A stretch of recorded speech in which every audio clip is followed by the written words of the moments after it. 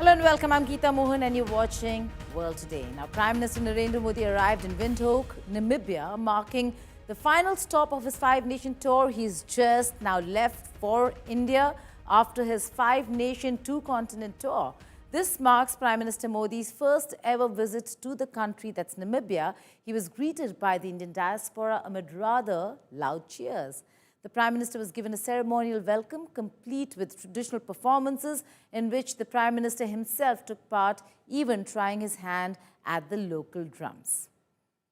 Prime Minister Modi held delegation-level talks with the Namibian President Netumbo Nandi-Ndaitwah and at the State House in the capital city of Windhoek. The deliberations were aimed to deepen the economic partnership between the two countries by exploring new areas of cooperation in critical sectors. MOUs have been signed in the fields of health, medicine, global biofuel, infrastructure framework, and entrepreneurship. Prime Minister Modi was conferred with Namibia's highest civilian honor, Order of the Most Ancient Welwitschia Mirabilis, during his one-day state visit to the African nation. The award recognizes distinguished service and leadership. This is the 27th global honor for Prime Minister Modi, the fourth during the ongoing five-nation visit that just concluded. He has just left for New Delhi.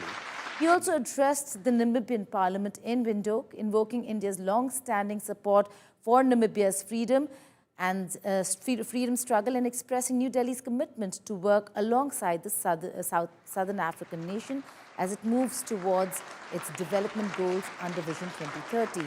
He also received a standing ovation, as you can see, at the Parliament by the parliamentarians. The Prime Minister said that freedom to future is the path Delhi and Windhoek have pursued, referring to the decades-long ties between both nations. When you help us in reintroducing cheetahs in our country,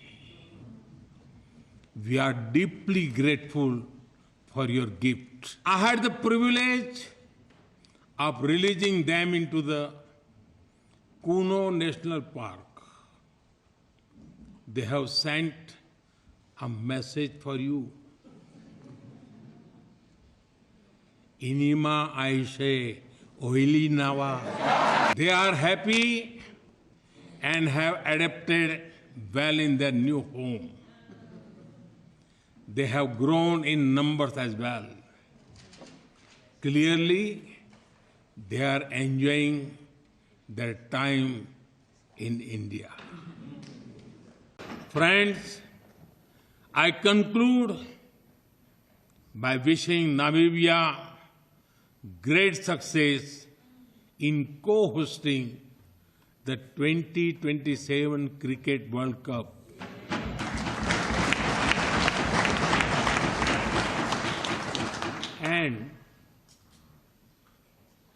And if your Eagles need any cricket tips, you know whom to call.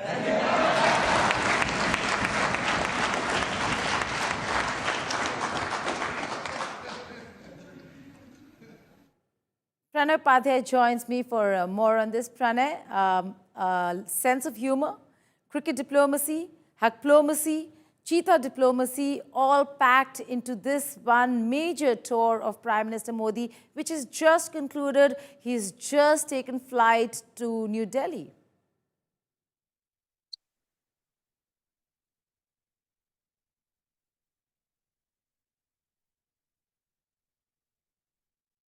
Well, Pranay, can you hear me? Well, it seems like we are having a bit of a trouble with Pranay Upadhyay's audio there. We will try connecting with him. But this is a major, major tour that just concluded. 5 nations, 2 continents, a lot of conversations beyond just culture, traditional ties, historical ties. There were major deals that were signed in the tech, trade, especially rare earths and minerals sector. So that's very crucial for India and the 2 continents of Latin America and the Americas and Africa.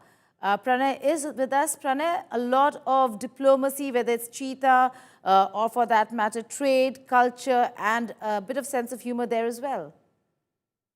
Absolutely. From cricket to wildlife conservation to mines, minerals to defense to even the health. Various sectors were covered during Prime Minister Narendra Modi's visit to Namibia, and he's already on his way back to India after the successful completion of his five-nation tour. Very many achievements we can count on during this Africa and Latin America outreach of Prime Minister Modi, Geeta. We know that Prime Minister's first in this five-nation tour, he had two stopovers in African continent. This clearly shows how much importance India attaches to the partnership with Africa. Prime Minister Narendra Modi, while addressing to Namibian Parliament, its joint session, clearly said that we are there to co-development.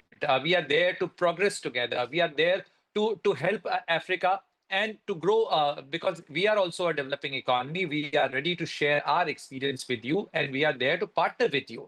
Jana Aushadhi, especially for the pharmaceutical sector of India, will get a prominent access in Namibian market. So this is an Right. important achievement, and also the UPI card will also be acceptable. The payment mechanism in Namibia. Prime Minister has also been conferred with the highest civilian award of Namibia. So many achievements, not only in Right. Namibia but also in this five-nation tour of Prime Minister Modi.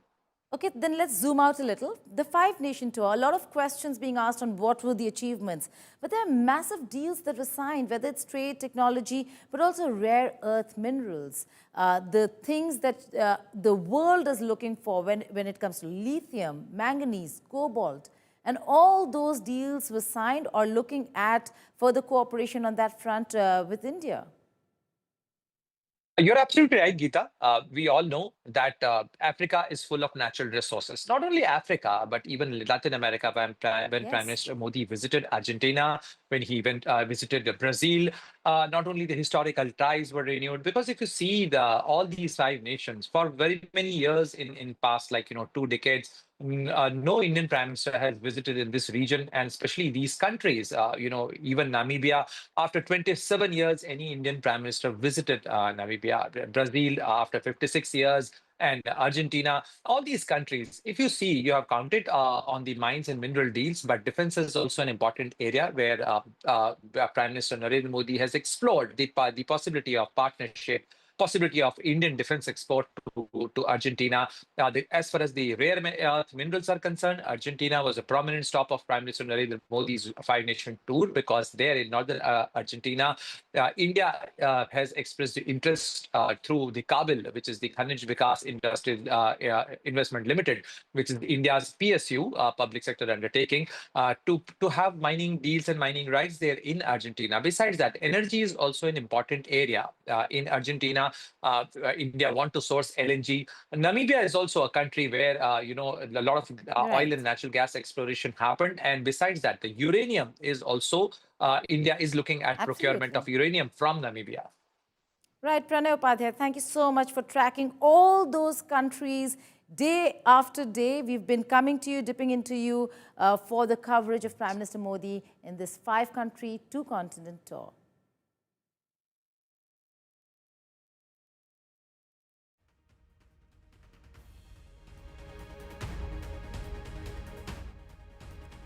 Netanyahu's Gaza plan aims to relocate over 2.1 million Palestinians into a walled camp on Rafah's ruins, what critics call ethnic cleansing. With military control, aid restrictions, and forced emigration on the table, Gaza's future hangs by a thread. Watch our full report where we break down this explosive and controversial strategy.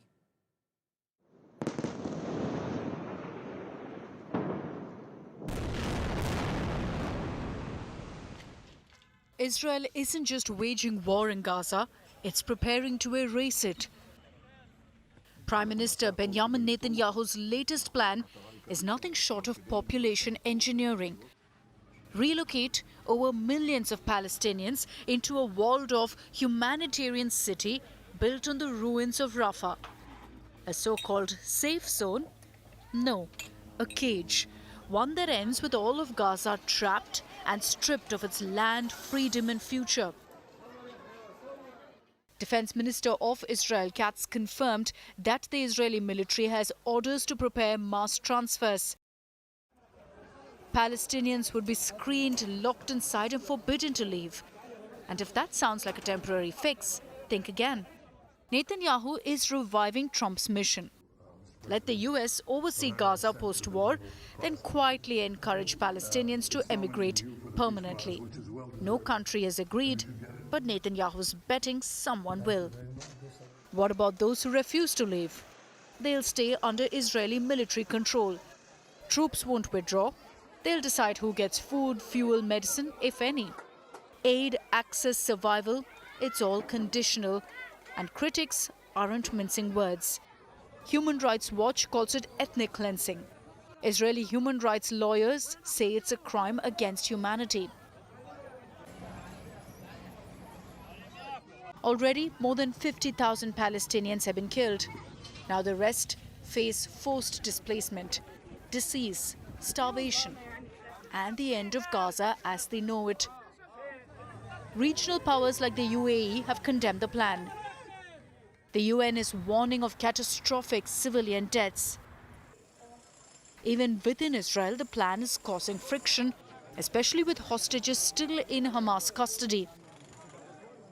And yet, while ceasefire talks continue, Israel's leaders are mapping the future, one where Gaza is emptied, militarily occupied, and reshaped forever.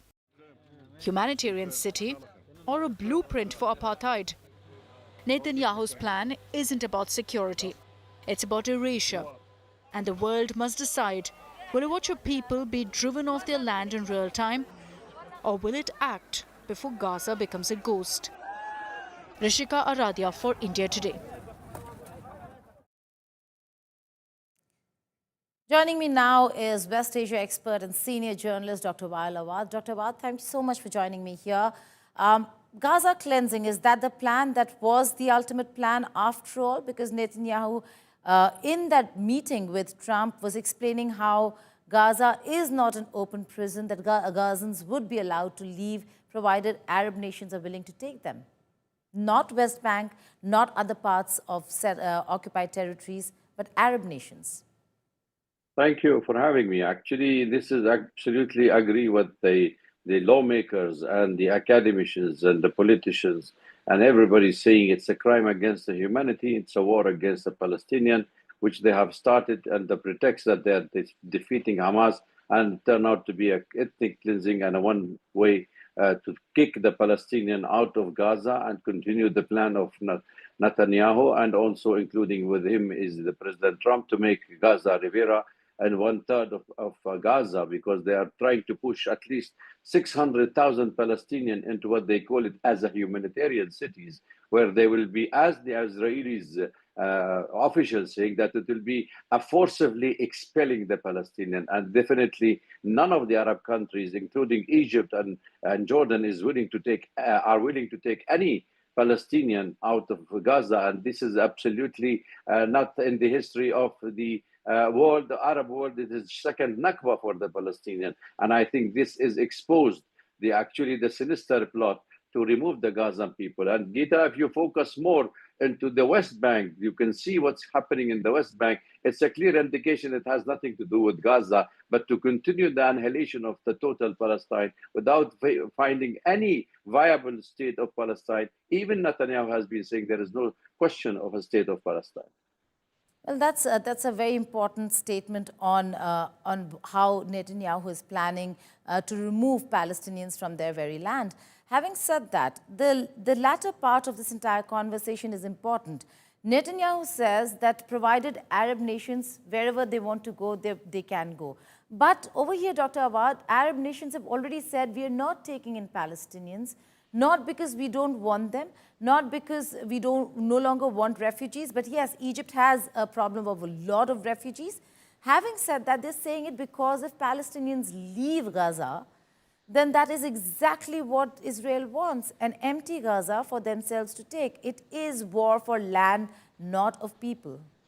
Absolutely. And I think that is the main plan. As I said, The problem with the world, it does not understand the American culture and the Israeli settlers culture. These are coming all from the United States, where they have thinking that they wanted to make is United States as a great country and the aboriginal skeletons which they have slaughtered in the territory. So for them, it's a land without people. How can you kick 2.5 million Palestinians from Gaza, 3.5 million Palestinians in the rest of the occupied territory? So where these people will go? I mean, this is absolutely a crime that the world has been witnessing, and I think the public opinion internationally is turning against this kind of ethnic cleansing and killing them. I mean, nobody is accepting this kind of a policy, no matter what it may come from the politician. But here you can see also Netanyahu winning the war in Gaza as he feels, and also he wanted to turn his gun against Lebanon, Hezbollah,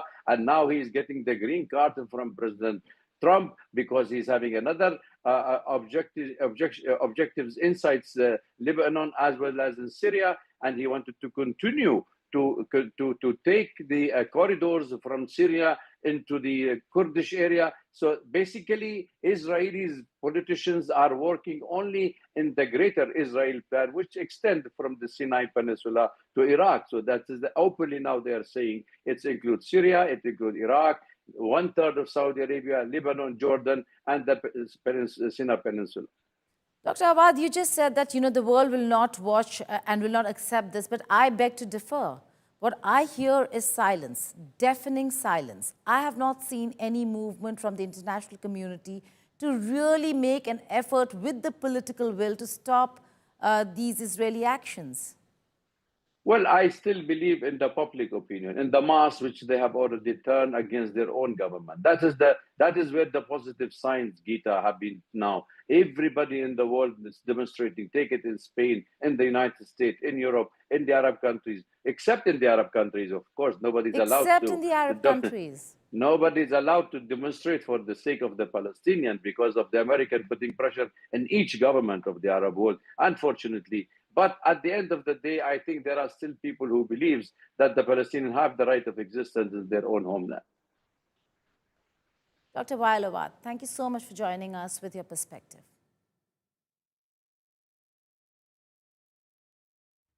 Russian forces fired nearly 750 drones and missiles during overnight attacks targeting the western part of the country. The attacks mainly targeted Ukraine's western Volyn region, the capital of which, Lutsk, borders Poland and Belarus. Russia's massive overnight attacks on Ukraine come as the US has announced it will reverse course on a recent decision to pause the delivery of air defense weaponry to Kyiv.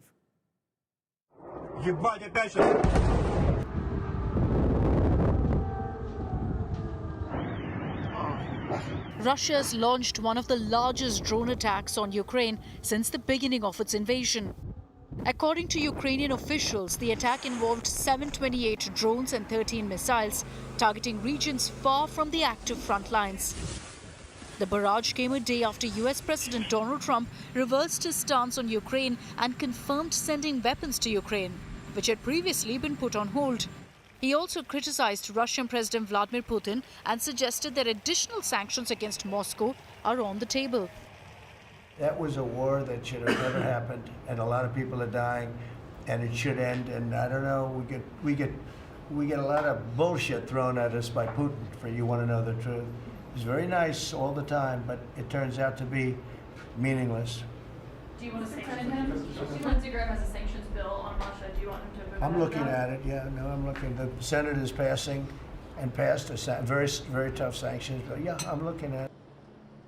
In response, the Kremlin said that it was calm regarding the criticism and maintained that they remain open to dialogue with the US. You know, we treat it quite calmly. In general, Trump has quite a tough style in terms of the phrasing he uses. We hope to continue our dialogue with Washington and our course aimed at repairing the badly damaged bilateral ties. With Russian strikes intensifying and global powers weighing in, hopes for a diplomatic resolution remain elusive. Neha Kumari for India Today.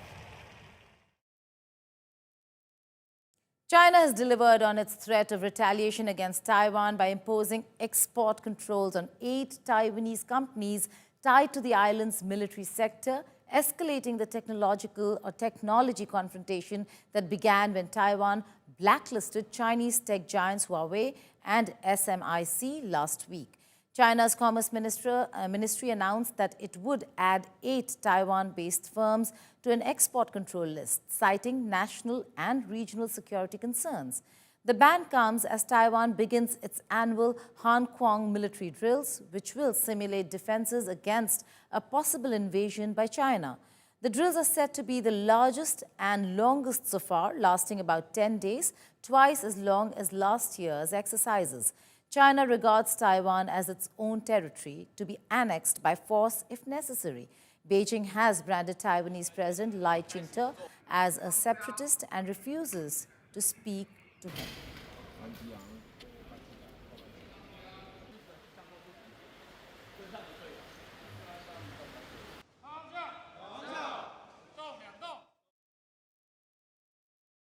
Artificial intelligence is now being used for more than deepfakes and chatbots. It's entering the world of high-stakes diplomacy.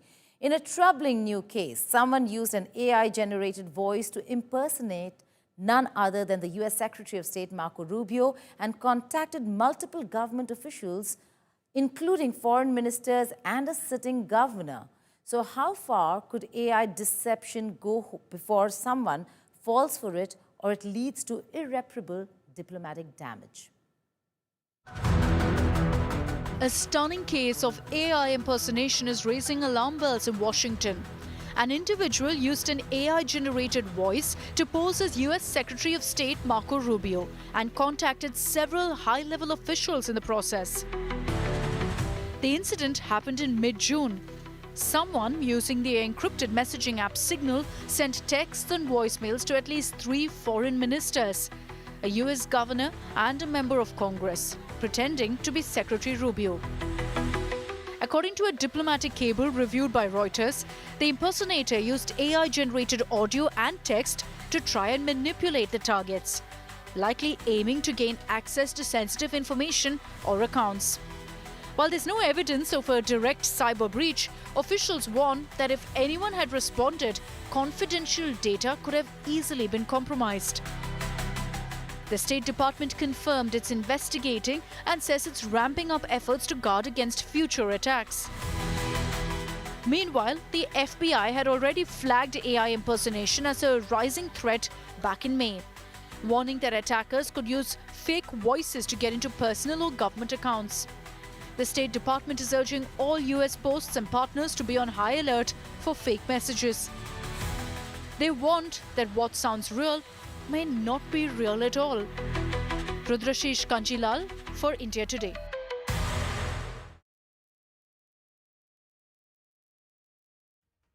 Now, the International Criminal Court, that's ICC, on July 8th issued arrest warrants against Supreme Leader of the Taliban in Afghanistan, Haibatullah Akhundzada, and the Chief Justice of the Islamic Emirate of Afghanistan that is being ruled by the Taliban, Abdul Hakim Haqqani. The 2 de facto rulers are accused of crimes against humanity, specifically gender-based persecution targeting Afghan women, girls, and others defying Taliban gender policies. ICC found reasonable grounds to believe that the Taliban leaders committed by ordering, inducing, or soliciting crimes against humanity under Article 7(1)H of the Rome Statute. These acts were based both on gender and perceived political affiliations. This is the first time that ICC has issued arrest warrants against Taliban leadership, marking a major development in global efforts to hold Afghanistan's rulers accountable for human rights violations. The crimes, which span from August 15, 2021, when the Taliban seized power, until at least January 20, 2025, are believed to include murder, imprisonment, torture, rape, and enforced disappearances, particularly targeting women and children. Women and girls particularly. The chamber also noted that others described as allies of girls and women were persecuted for supporting gender rights or opposing the Taliban's restrictive policies, even if only passively. ICC emphasized that gender persecution includes not just physical violence, but systemic and institutionalized forms of harm, including discriminatory policies and enforced societal norms.